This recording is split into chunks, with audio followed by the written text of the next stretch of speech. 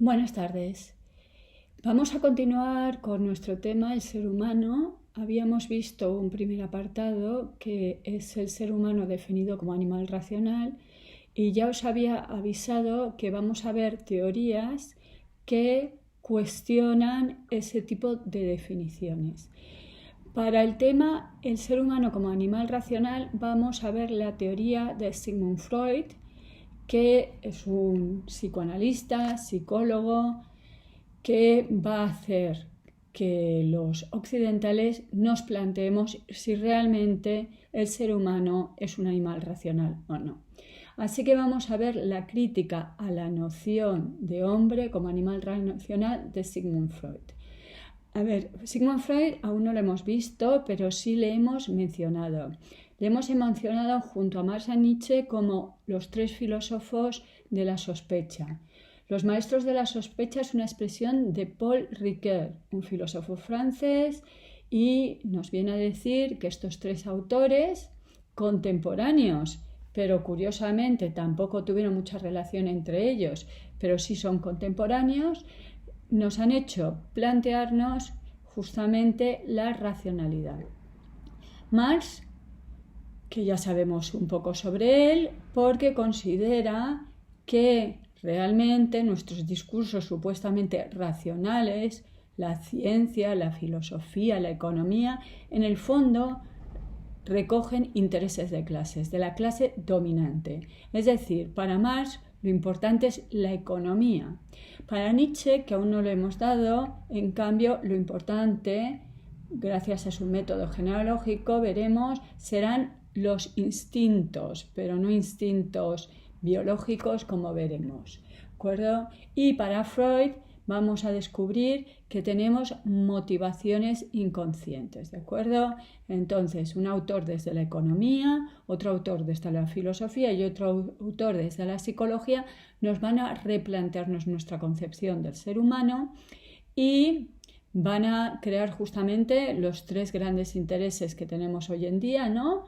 El poder, Nietzsche, el dinero, Marx, y la sexualidad, Freud. Bueno, vamos a hablar de Sigmund Freud. Sigmund Freud nace en 1856, muere en 1938. Nació en Moravia, pero no es importante, pasó prácticamente toda su vida en Viena. Sí que es verdad que al final de sus días huye a Londres porque es judío y es perseguido. Él se doctoró en medicina, por lo tanto es un médico, y luego se fue a París a estudiar la histeria. Ahí es donde va a descubrir que la histeria se puede curar por medio de la hipnosis y así empezará estudiando las enfermedades nerviosas junto con un doctor que es Weber y escribirá su primer caso, que es el mecanismo psíquico de los fenómenos histéricos. Hay un famoso caso que os voy a comentar, que es el famoso caso de Ana O. Obviamente su paciente no se llamaba Ana ni se apellidaba Poro. Aquí tenéis una imagen de un cuadro de Klimt que es contemporáneo y vienés, igual que el sitio donde vivía Freud, para que nos hagamos una imagen de cómo era la Viena de fin de siglo. Va a ser una época esplendorosa culturalmente. Hay filósofos como Wittgenstein, Freud, que es el que estamos hablando. También la ciencia va a ser esplendorosa. Y tenemos aquí un artista que es Klimt. ¿De acuerdo? Quizá nos suene. Bien, vamos a aclarar un término, la histeria. ¿Vale? Hoy en día empleamos el término histeria en un margen muy amplio. Tendemos a decir cosas como ayer es que mi amiga se puso histérica. Vale, sí, es correcto, se puede utilizar, pero hay que tener en cuenta que la histeria es una reacción psicopatológica con rasgos de falsedad y afán morboso de sobresalir. Se llega a manifestar convulsiones, parálisis, pérdidas de la visión. Explico esto. Es una enfermedad, pero que se ha demostrado que no tiene un problema físico. Pongamos un ejemplo. Mujeres que se les paraliza el brazo de aquí para abajo. Estamos hablando bien a fin de siglo, ¿no? Bien, es imposible, porque físicamente no, o tengo un problema en un músculo aquí, o tengo un problema en un músculo aquí, pero de aquí abajo no es un problema físico. Digo el ejemplo porque es que las mangas en la época eran hasta aquí, entonces claramente es una cuestión psicológica. Entonces, son enfermedades reales. A ver, no estamos diciendo que la persona está engañándonos realmente para él, o sea, se le puede a lo mejor pinchar y no lo siente, no se da cuenta, pero que tienen una cuestión psicológica y no física. Diccionario de la Real Academia, como veis, histeria viene del útero y por lo tanto como enfermedad nerviosa crónica más frecuente en las mujeres que el hombre, caracterizada por una gran variedad de síntomas, principalmente funcionales y a veces por ataques convulsivos.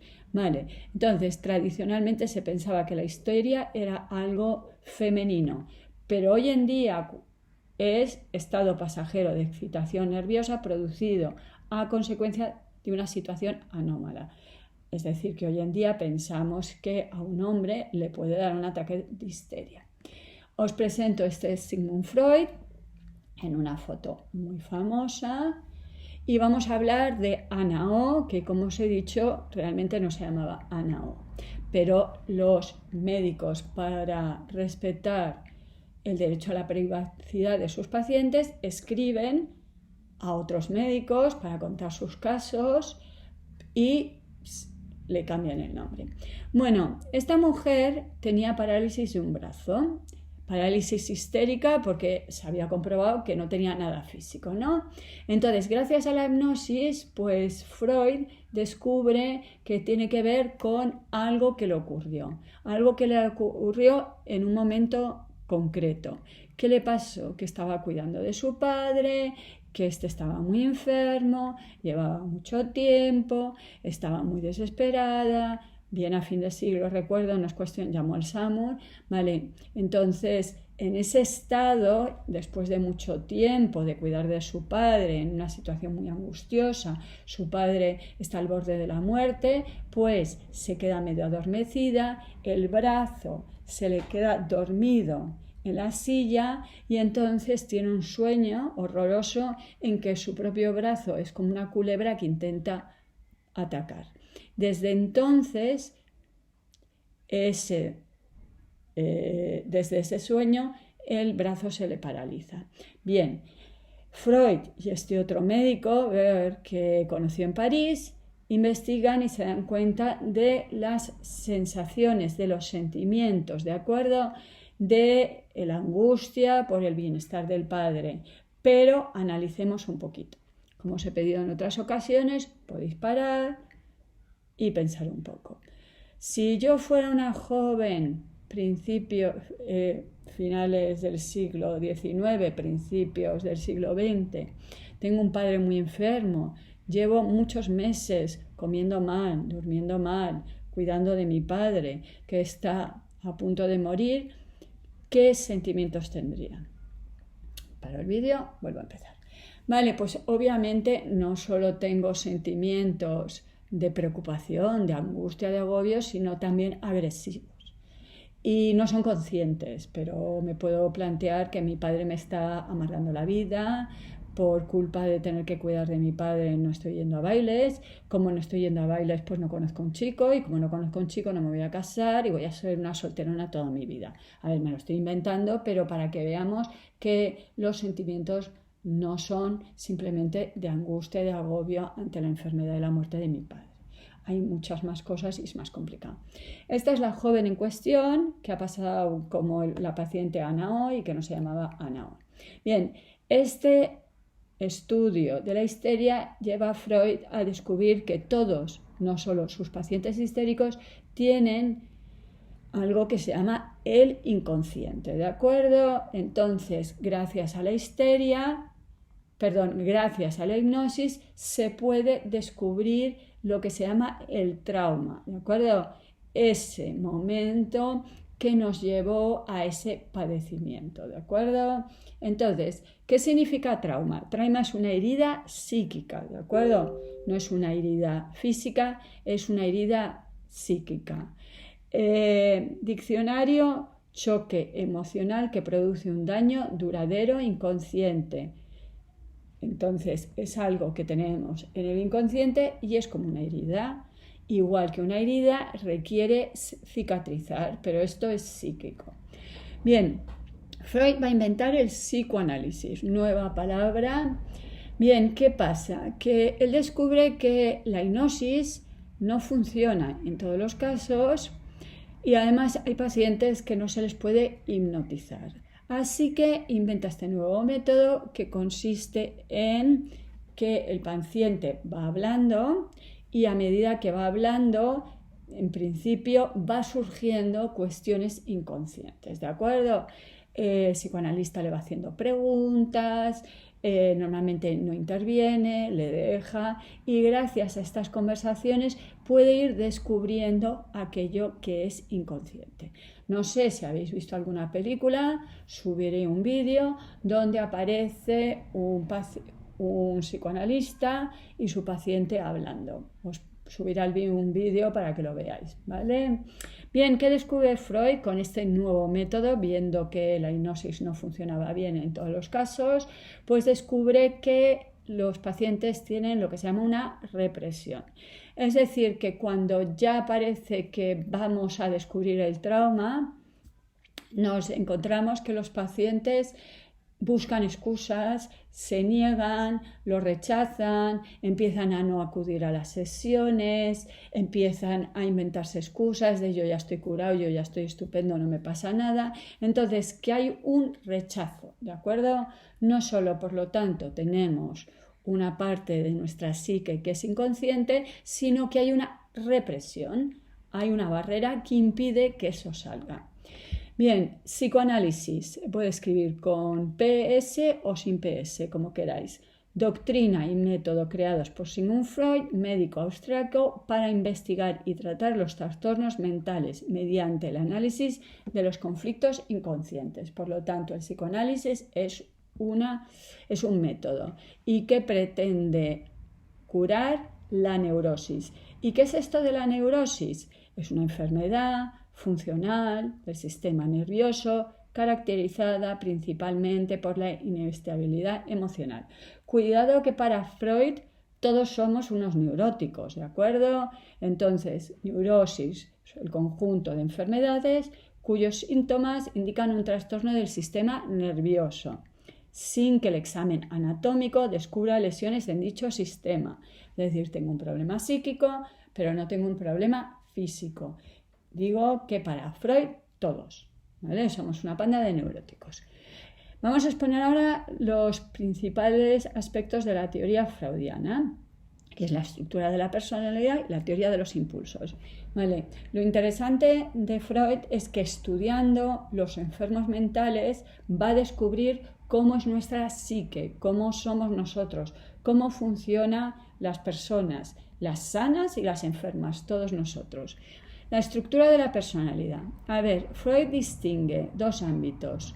Él los llama instancias, ¿de acuerdo? El preconsciente y el inconsciente. El preconsciente es todos nuestros recuerdos, aprendizajes que no son conscientes, ¿de acuerdo? Pero pueden llegar a serlo, están ahí, ¿vale? Yo aprendí alemán cuando era pequeño. Mentira, me lo estoy inventando, pero bueno. Vale, en este momento no estoy hablando alemán, pero lo tengo ahí y lo puedo sacar en cualquier momento. Yo de pequeño aprendí a ir en bici. En este momento no voy en bici, pero lo tengo ahí, ¿de acuerdo? Eso sería el preconsciente. Vale, frente al preconsciente está el inconsciente, que no es consciente, pero nunca podrá llegar a serlo, ¿de acuerdo? ¿Y qué hay ahí? Bueno, pues están las pulsiones, los deseos, los recuerdos reprimidos, que están intentando salir, pero no lo logran porque se está reprimiendo. Por eso estamos agotaditos. Según Freud, estamos agotados, ¿de acuerdo? Porque entre el preconsciente y el inconsciente hay una censura. hay una represión, ¿de acuerdo? No sé si habéis visto la película del revés. Es muy graciosa, pero no solo es graciosa, sino que nos cuenta mucho de cómo funciona la mente humana, con la excusa de que está hablando de una niña pequeña que se llama Riley, ¿no? Hay una escena en que Riley está dormida y entonces dos personajes, la alegría y la tristeza, van, ¿no? A los sueños, donde están las pesadillas de Riley. Y hay ahí unos guardianes, hay una puerta, ¿no? Vale, entonces, eso es lo que está diciendo Freud. Tenemos un inconsciente, pero hay una barrera que impide que ese inconsciente salga. ¿De acuerdo? Entonces, hay como un guardián vigilante que impide, que no permite que lo inconsciente pase a la conciencia. Bien, pero hay momentos en que nos relajamos y el inconsciente, que está todo el rato intentando salir de alguna forma, lo logra. Y esos son los sueños, ¿de acuerdo? Entonces, Freud tiene un libro que se llama La interpretación de los sueños y es una de las teorías más famosas de Freud, ¿de acuerdo? Y que es una teoría muy interesante. A ver, a nosotros humanos esto de por qué soñamos ha sido una cosa muy interesante. Aristóteles tiene un pequeñito tratado donde tiene una reflexión en torno de ello y no teníamos muchas teorías convincentes. La de Freud es una, no hace falta que os creáis, esto es filosofía, no es religión, no hay que creerse en nada, ¿de acuerdo? Simplemente una teoría sugerente y nos puede parecer, bueno, vamos a considerarla y reflexionar un poquito acerca de ella. Freud lo que nos está diciendo, que en los sueños se cumplen nuestros deseos, ¿vale? Cumplimos lo que no nos atrevemos a hacer en la vida cotidiana. Y me diréis, bueno, es que yo hago unas cosas horrorosas en los sueños. Ya, sí, justamente. Nadie ha dicho que el inconsciente sea simpático ni agradable, no. Es que a lo mejor tu inconsciente pretende hacer cosas horripilantes. Justamente por eso estás reprimido y por eso normalmente en el día a día no sale. Vale, podéis encontrar en internet varias interpretaciones. No, si yo sueño que vuelo, si yo sueño que se me caen los dientes, si yo sueño que se me caen los pantalones, si yo sueño que he suspendido matemáticas. A ver, hay sueños que compartimos muchos y que parecen ser recurrentes. Cuidado. El psicoanálisis no dice que la interpretación sea la misma y hay que interpretar esos sueños. Entonces no es inmediato, no es, he soñado porque volaba, eso quiere decir no sé qué, no. Vale, los sueños hay que interpretarlos y además habría que interpretarlos según cada persona, porque obviamente si yo sueño con un objeto rojo, para mí ese objeto y el rojo no significa lo mismo que para otros. Pero bueno, si queréis mirar en internet, que son bastante divertidos, ¿de acuerdo? Aquí tenéis una broma de una argentina.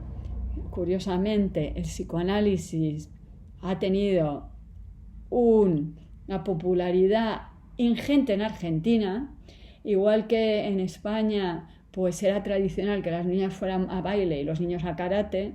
Luego ya empezó que si la informática o las clases de inglés y ahora la inteligencia emocional.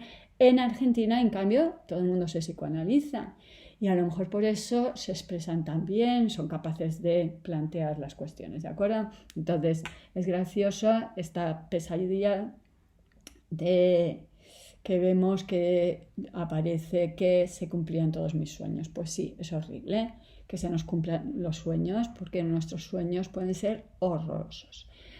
Vale, no solo es inconsciente, aparece en los sueños, también aparecen los lapsus. Vale, un lapsus lingüe. ¿Qué es un lapsus lingüe? Un lapsus lingüe es una expresión latina que se usa en castellano con su propia significación de tropiezo o error de lengua. Error involuntario que se comete al hablar, cuando yo digo una cosa en vez de la otra, ¿de acuerdo? Según Freud, no hay nada caprichoso, no hay nada porque sí, y por lo tanto habría que ver por qué me he equivocado. Mis alumnitos de primero de la ESO son muy graciosos y me dan el ejemplo de llamar a la maestra mamá. estamos confundiendo a la maestra con mamá, ¿no? También podemos pensar en esas escenas amorosas donde alguien, ¿no?, se equivoca y dice el nombre de su amante en vez de su mujer, ¿de acuerdo? Según Freud, nada es azaroso y se supone que estás diciendo la verdad. A ver, pongo el ejemplo de siempre de una amiga mía que es psicoanalista. Esto es un reportero que está hablando en la televisión y está informando acerca de una corrida de toros. Entonces, en esta corrida de toros, el toro ataca al torero y le rompe el pantalón y al torero se le ve todo el culo. Claramente, el periodista en televisión no puede decir en este momento se le está viendo el culo al torero, así que se reprime. ¿Qué pasa? Que cuando viene el siguiente toro, a continuación dirá el periodista, vemos entrar en la plaza un bonito toro de 500 culos. Vale, yo he reprimido, no quiero decir la palabra culo y cuando ya me relajo y pienso que ya está, me puedo olvidar del tema, es cuando el inconsciente aparece. Vale, a partir de 1920, Freud descubre nuevos hechos importantes, ¿vale? Por el momento hemos visto que tenemos una parte inconsciente y está reprimida, pero vamos a ver que la cosita es un poquito más complicada. Entonces vemos que tenemos un yo y vamos a introducir los mecanismos de defensa y vamos a introducir también lo que se llama el superyo. Así que la personalidad, según Freud, se dividiría en yo. El yo son los elementos conscientes, ¿no?, la percepción interna, el preconsciente, ¿de acuerdo? Esos recuerdos que yo tengo en este momento no los estoy utilizando, pero los puedo sacar, y también los mecanismos de defensa. Esto que me estoy diciendo, no puedo decir culo, no puedo decir culo o me despide mañana mismo. Vale, luego estaría el ello. El ello es la parte más primitiva, son las pulsiones. Ya veremos que son pulsiones, dirá Freud, agresivas y sexuales y están reprimidas y son dinámicas, constantemente quieren salir. Ya hemos visto que pueden salir en un lapsus, pueden salir en los sueños, pero en general están ahí. Pero es una tensión constante porque están todo el rato queriendo salir, ¿de acuerdo? Y luego tendríamos el superyo. El superyo es el complejo de Edipo, es el heredero del complejo de Edipo. Ya veremos qué es esto del complejo de Edipo. Y según Freud, sería una moral arcaica, ¿de acuerdo? Sería la interiorización de las prohibiciones familiares. Yo de pequeña, papá, mamá, mi familia, mi primo, el abuelo, la maestra en el colegio, el tendero de la calle, me han ido diciendo esto sí, esto no, se puede hacer, no se puede hacer, no sé qué. Y eso todo se ha ido incorporando. Cuando yo soy mayor, tengo un super yo, que sería como un vigilante, aquí que me castiga y que me lo hace pasar fatal si no cumplo con mis propias expectativas. Sería un padre, pero un padre omnisciente, lo sabe todo, porque a mi padre yo le puedo engañar, pero en cambio a este padre que tengo aquí no le puedo engañar. De ahí aparecen los ataques de ansiedad, la culpabilidad, los remordimientos, todas esas cosas que son lo que provocan luego, bueno, pues enfermedades psiquiátricas muy serias, parálisis de brazos, falta de vista, etc. Este señor me imagino que lo conocéis, aunque solo sea por la Casa de Papel, ¿no? Es Dalí.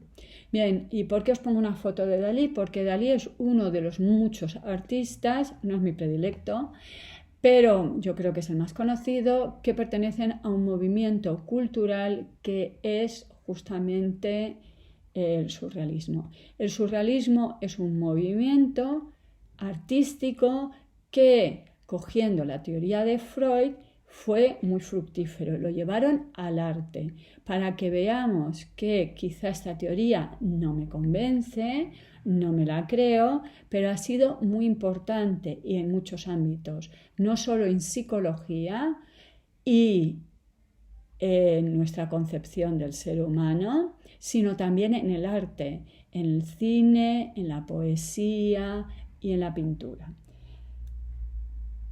Yo prefiero a Frida Kahlo. Ella decía que no era surrealista, pero los surrealistas, que Breton era como el padre, consideraba que era una pintora surrealista. Me parece más interesante que Dalí, pero nos vamos a quedar con Dalí.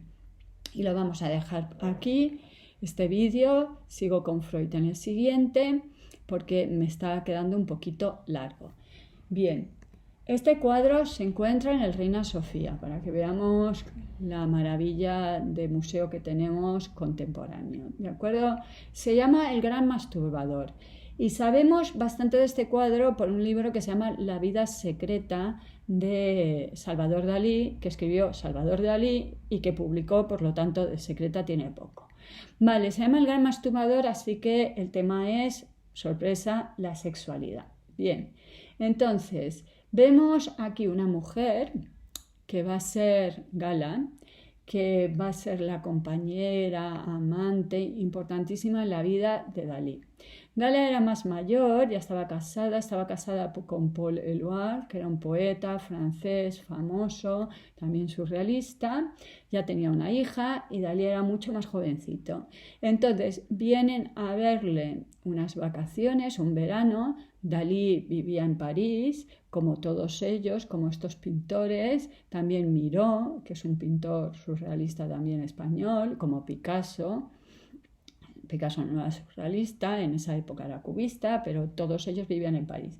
Pero se vienen de vacaciones, ya sabéis que Dalí era español, ¿no? Y entonces se vienen de vacaciones a la costa porque era de donde era Dalí, ¿no? Y en ese verano, pues el marido de Gala vuelve y la deja sola. Y es cuando Dalí pinta este cuadro. Este cuadro, por lo tanto, nos muestra los traumas de Dalí. ¿Y por qué nos muestra los traumas? Porque Dalí cuenta que hasta que conoció a Gala, lo que se dedicaba era, como se llama el título del cuadro, a masturbarse. Tenía un miedo patológico a la sexualidad. Y tenía un miedo patológico a la sexualidad porque su padre, cuando él era joven, había distribuido por la casa unas bonitas revistas con fotos donde había los efectos de las enfermedades de transmisión sexual. Por lo tanto, para él la sexualidad siempre era una cosa bastante inquietante y entonces le daba bastante apremio, ¿de acuerdo? Pero como vemos, no solo vemos a Gala, sino que vemos al propio Dalí, ¿no? Esta gran nariz, y vemos también otras fobias, otros agobios, otras preocupaciones psíquicas de Dalí. Vemos los insectos, tener fobia a los insectos es bastante corriente, ¿no? Así que no nos extraña que aparezcan esas hormigas, por ejemplo. Pero también nos podemos fijar en esas figuras, ¿de acuerdo? ¿Qué representan esas figuras? Esas figuras representan a su padre y a su tía.